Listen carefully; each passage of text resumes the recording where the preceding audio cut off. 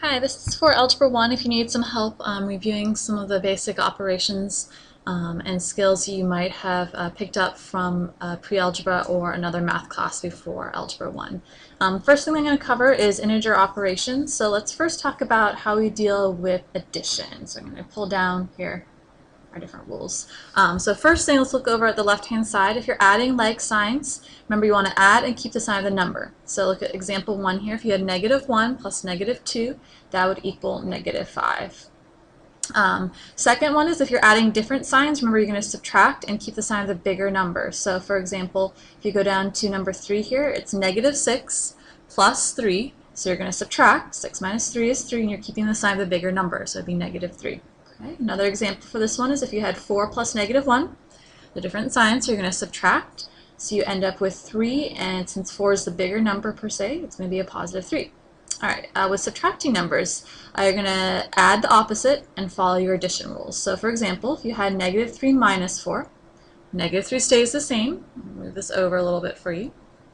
And it's going to become plus -4. So you're adding the opposite. So -3 plus -4 becomes -7. All right, if you look down here, remember you want to add the opposites. So this is going to become plus. The opposite of a -7 is a +7. So 4 plus 7 is 11. Okay. All right. The rules for multiplication, division are definitely a little bit easier. So we'll just kind of go through them one by one here. If you are multiplying or dividing a positive by a positive, you're going to obviously end up with a positive. Okay. If you are multiplying a negative times a positive, or a positive times a negative, or you're dividing a negative by a positive, you're going to get a negative overall. Okay. So here you end up with -72, here you end up with -7. And then if you are multiplying a negative by a negative, you get a positive. If you're dividing a negative by a negative, you get a positive as well. So here are some examples over here on this side if you wanted to see what that looked like. Okay. All right, the next area we are going to talk about is rational operations, and this is for when we are multiplying and dividing. Okay, so first thing let's talk about multiplying fractions.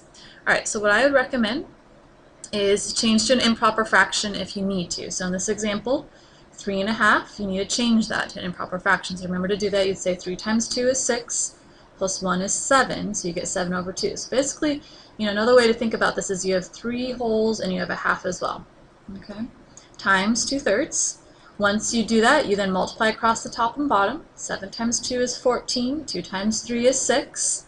Okay, and then reduce if you need to. So that means you need to find out, does any number go into both the top and bottom? 14 divided by 2 is 7. 6 divided by 2 is 3. Okay, once you know how to multiply fractions, dividing is not that difficult. Change to an improper fraction if needed. So again, probably go ahead and do that. So 3 1/3. 3 times 3 is 9, plus 1 is 10. 10/3 divided by 1/2, so you keep that the same. Then we're going to flip over the second fraction and change the sign to multiplication. So we have 10/3 times 2 over 1, and then reduce if needed. In this case here, we ended up with 20 over 3. There's no number that can go into both of those, so we are done. All right, so for the next area, rational operations for adding and subtracting. Change to mix numbers to improper fractions if you need to. In my example here, I'm not going to have to do that. 1/2 plus 2/3. Find a common denominator if needed. So like in this case here, 2 and 3 are not the same. Okay, you can think about it as, what's the lowest number that both 2 and 3 multiply to, or you could say 2 times 3 we know is 6. Okay, since we multiplied 2 times 3 to get 6, we have to also multiply the top by 3. 1 times 3 is 3. Here we multiplied 3 times 2 to get 6, so we're going to have to multiply the top by 2 as well to keep this an equivalent fraction. 2 times 2 is 4. We're going to add or subtract across the top. So here we have 3 plus 4 is 7, and the denominator stays the same. We ended up with 7, 6, so we did not need to do any more work in this case. You can leave your answer as an improper fraction. All right, let's go one more example in case you need it. We have 3 1/5 minus 3. So 3 times 5 is 15, plus 1 is 16. We get 16 over 5, minus 3 over 1. We need to also make this a fraction. Now if you look at 5 and 1, you think, okay, what's the lowest number they both multiply to? It's going to be 5 as our common denominator. Okay, or you could say 5 times 1 is 5. To get to 5 down here, we just multiply by 1. So 5 times 1 is 5, 16 times 1 is 16. Over here, 1 times 5 is 5, so we also need to multiply the top by 5. 5 times 5 is 15. Only add or subtract across the top. Across your numerator, 16 minus 15 is 1, and your denominator stays the same. It's probably one of the hardest areas. I can help you more after school with this if you need it. Order of operations. You probably have heard this PEMDAS. What's really important is there's also an ordering to it as well. Okay, so you have your parentheses and exponents that you do. Multiplication and division, you must go left to right. Addition and subtraction, you must go left to right. Okay, so let's look at this example 1 here. You actually want to do addition and subtraction left to right. So you do 9 minus 6 is 3. Then you add the 2 to get 5. Okay, here you need to do your division before your subtraction. 15 divided by 3 is 5. Then you minus the 1. Oops, this answer should be not 1, but it should be 4.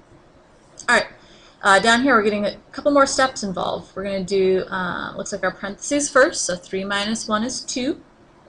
Then we're going to do our exponents, so 4. Before I add, I need to multiply. 4 times 2 is 8. 4 plus 8 is 12. Here's a couple other examples. One more example for you. This one's a little bit more tricky. It's a little bit more difficult in the sense that you almost want to add parentheses to both the top and bottom to tell you, okay, I need to work through the top first and then work through the bottom before I go through it. So 3 times 2 is 6. Then I'm going to do 16 minus 6 is 10. Negative 1 minus 1. Remember, if you need to change that, it's like negative 1 plus negative 1, which is going to end up being negative 2. 10 divided by negative 2 is negative 5.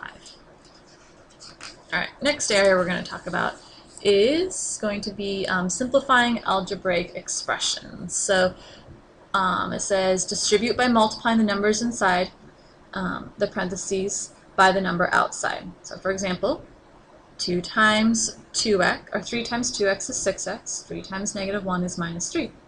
And then combine like terms. In this case, there's no parentheses, so we're just going to put 3x and 7x together to get 10x plus 4. Here we actually have several steps. We're going to say 4 times 2 is 8x. 4 times 3 is 12 minus 2. Now we need to put our like terms together. There's only an 8x. And then 12 minus 2 is going to give us 10. All right. Almost to the end here. Evaluating algebraic expressions. What we need to do is we're going to substitute the values into each letter variable and then simplify using the order of operations. So for example, if you have 3y plus 2, if y equals negative 2, you're just plugging in negative 2 for that y value. So 3 times negative 2 is negative 6, plus 2 gives us negative 4. And here's another example that's a little bit more complex if you wanted to look at that one, where you have x, y, and z. So you just substitute them into the spots for x, y, and z. All right, solving two-step equations. Okay, generally, you're always wanting to work backwards, perform the operation to both sides of the equation. Okay, remember you have to keep it equal. Okay, it has to be equal or equivalent on both sides. And then take care of addition and subtraction, take care of multiplication and division. Okay, so for this example over here, we're going to work backwards. We're going to take care of our subtraction here. The opposite of doing that, to get rid of it, is we're going to add 3. What we do to one side, we need to do the other side. Sometimes I see students drawing a line down the center, which kind of helps you to keep things equivalent. These get crossed out. 2x, or 2 times x equals 20, divide both sides by 2. So x is going to equal 10. Okay. All right, one more example. This one's a little bit trickier. Remember, you still want to deal with addition and subtraction first. This is actually like a plus or positive 6.